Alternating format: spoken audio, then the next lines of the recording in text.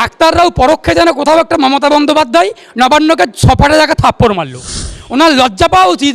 আমি বলছি মমতা ব্যানার্জি সেম যে কালীঘাটের ডাইনি বিচার পেতে দেয়নি। মমতার গালে গালে জুতো মারো তালে তালে। ছাত্ররা স্লোগান দিচ্ছেন পুলিশ মন্ত্রীর গালে গালে জুতো মারো তালে তালে। আর এক পক্ষ স্লোগান দিচ্ছেন মমতা ব্যানার্জি ধর্ষকদের এনার্জি। এই নবান্ন থেকে চিঠি দেওয়া হচ্ছে, ইমেল করা হচ্ছে, ডাক্তাররা তাদের সাড়া দিচ্ছেন না। এই ঘটনা প্রসঙ্গে এই কথাটা বলা হলো। অ্যাকচুয়ালি ডাক্তাররাও পরোক্ষে যেন কোথাও একটা মমতা বন্দ্যোপাধ্যায় নবান্নকে ছপাটে জায়গা থাপ্পড় মারলো। আমি এই বক্তব্যকে সমর্থন করি না। আমি আন্দোলনকারী শিক্ষক, আন্দোলনকারী চিকিৎসক, আন্দোলনকারী ছাত্র প্রত্যেককে সমর্থন করি। প্রত্যেকের পাশে আমি অ্যাডভোকেট শেখ বাবুলাল। যেখানে যে কোনো গণতান্ত্রিক আন্দোলন, শান্তিপূর্ণ আন্দোলন হবে, সমস্ত আন্দোলনে, সমস্ত প্রতিবাদেতে আমি অ্যাডভোকেট শেখ বাবুলাল তাদের পাশে গিয়ে দাঁড়াবো। এখন নবান্ন থেকে মমতা বন্দ্যোপাধ্যায়ের সিএমও গতকালকে ইমেল করে চিকিৎসকদেরকে ডেকে পাঠানো হয়েছিল। ডাক্তাররা সপাটে চড় মেরেছেন। সেই চড়কে কয়েক ঘন্টা অপেক্ষা করার পর পুলিশ মন্ত্রী মাননীয় নবান্ন থেকে কালো মুখ নিয়ে চুনকালি মুখে মাখিয়ে উনি ফিরে গেছেন কালীঘাটে। এটা ওনার লজ্জা পাওয়া উচিত, ওনার ঘৃণা হওয়া উচিত, ওনার লজ্জা পাওয়া উচিত। আমি বলছি মমতা ব্যানার্জি সেম লজ্জা পাওয়া উচিত। উনি বারবার ডাকছেন কিন্তু জুনিয়র চিকিৎসকরা ডাকে সাড়া দিচ্ছেন না। বারংবার বার্তা দেবেন, পুলিশ মন্ত্রী থেকে শুরু করে স্বাস্থ্যমন্ত্রী থেকে শুরু করে মুখ্যমন্ত্রীকে বার্তা দিচ্ছেন, বার্তা দেবেন। আপনার মেলেতে, আপনার হুমকিতে, আপনার ধুমকিতে আমরা কিছু মনে করি না। পুলিশের লাঠি ঝাঁটার কাঠি, একথা জুনিয়র ডাক্তাররা বারংবার বলছেন। আমরা বলছি আপনারা লড়াই চালিয়ে যান। আপনাদের লড়াইয়ের পাশে আমরা সাধারণ মানুষ, আমরা আইনজীবীরা, আমরা আপনাদের লড়াই আছি। আমি স্লোগান দিচ্ছি, আমি বলছি কালীঘাটের ডাইনি বিচার পেতে দেয়নি। এই স্লোগানটাকে আগামী দিনে আন্দোলনকারীরা হাতিয়ার করুক। এই স্লোগান কালীঘাটে ওর বাড়ির সামনে গিয়ে, ওই টালির চালার বাইরে গিয়ে এই স্লোগান দিক যে কালীঘাটের ডাইনি বিচার পেতে দেয়নি। এই স্লোগান দিক, ওকে বাধ্য করুক।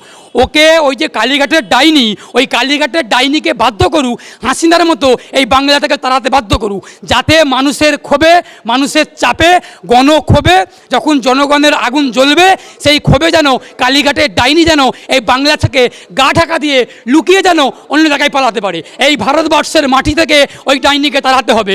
ওই ডাইনি না যাওয়া পর্যন্ত বাংলা শান্ত হবে না, বাংলায় শান্তি ফিরবে না।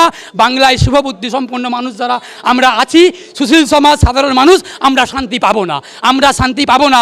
ওই ডাইনিকে এ রাজ্য থেকে, এ বাংলা থেকে, এদেশ থেকে তাড়াতে হবে।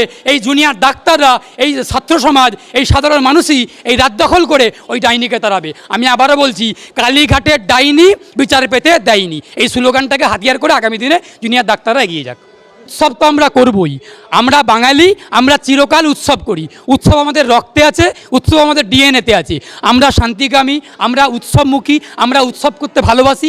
আমরা নির্দিষ্ট নিয়মকানুন, সমস্ত রকম ধর্মীয় আচার মেনে আমরা উৎসব করব।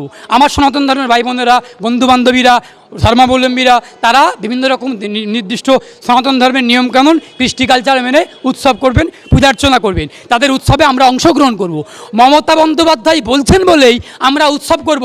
কোন শুকুনি, কোন কে কি বলছেন তার কথা শুনে আমরা উৎসব করব, এটা হতে পারে না। আমরা উৎসব করব উৎসবের মতো, আমরা উৎসব করব উৎসবের নিয়মকানুন মেনে। আমরা তখনই উৎসব করব। এই বাংলায় কি হচ্ছে? এই মৃত্যু উপত্যকা আমার বাংলা না, এই মৃত্যু উপত্যকা আমার পশ্চিমবঙ্গ না, এই মৃত্যু উপত্যকা কখনোই আমার বাংলা হতে পারে না। এখানেতে আমরা উৎসব তখনই করব, আমরা উৎসব তখনই উৎসবে সামিল হব, আমরা আনন্দের সঙ্গে উৎসবে সামিল হব। এখন আমাদের মনের মধ্যে ক্ষোভ, রাগ, দুঃখ, শোক, আমরা শোকে কাতর, আমরা দুঃখে কাতর, আমরা এখন উৎসব করতে পারবো না। উৎসব আমরা উৎসব তখনই করব আনন্দের সঙ্গে আমরা তখন উৎসব করব যখন এই কালীঘাটের ডাইনিটা এই বাংলা থেকে মানুষের চাপে, মানুষের ক্ষোভে এই বাংলা থেকে পালাবেন।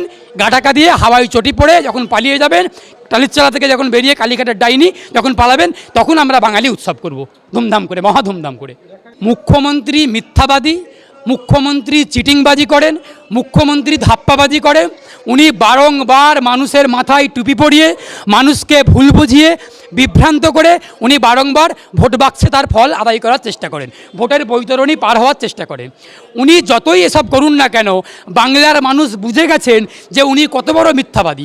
উনি টাকার কথা প্রকাশ্যে উনি সংবাদ মাধ্যমেতে বললেন, সংবাদ মাধ্যমের সামনে সে খবর আমরা দেখেছি, আপনাদের মাধ্যমে আপনাদের সংবাদ মাধ্যমে দৌলাতে আমরা সে খবর দেখেছি, ওনার বাড়িটা আমরা দেখেছি। তারপর উনি ঘটনাটাকে পুরোপুরি অস্বীকার করছেন। এখন মিথ্যা কথাতে যদি কোনো নোবেল থেকে থাকেন, মিথ্যা কথায় যদি কোনোদিনও কোনো পদ্মশ্রী ভারতরত্ন থেকে থাকে, সেই অ্যাওয়ার্ডটা, সেই পুরস্কারটা, সেই উপাধিটা সব থেকে আগে মুখ্যমন্ত্রী মমতা বন্দ্যোপাধ্যায় পাওয়ার দাবিদার। যদি কোনো মিথ্যাশ্রী প্রকল্প থেকে থাকেন তাহলে উনি প্রথমত সেই সেই মিথ্যাশ্রী পুরস্কারটা উনিই পাবেন। তার কারণ মিথ্যা কথার দিক থেকে উনি একদম মাস্টার। মিথ্যা কথায় পিএইচডি করে এসেছেন। উনি আগামী অতীতে বলতেন যে উনি নাকি পিএইচডি করেছেন, ডক্টরেট করেছেন। একটা কথা বলা যেতে পারে, উনি মিথ্যা কথাতে পিএইচডি করেছেন। সেটা হতে পারে পার্থ চ্যাটার্জির ইউনিভার্সিটি থেকে করেছেন, হতে পারে সেটা কুণালঘোষের ইউনিভার্সিটি থেকে করেছেন, এটা হতে পারে। কিন্তু উনি মিথ্যা কথায় পিএইচডি করেছেন। ওনার বারংবার আগের বিভিন্ন রকম ঘটনা আমরা দেখেছি, উনি মিথ্যা কথায় পিএইচডি ডক্টরেট।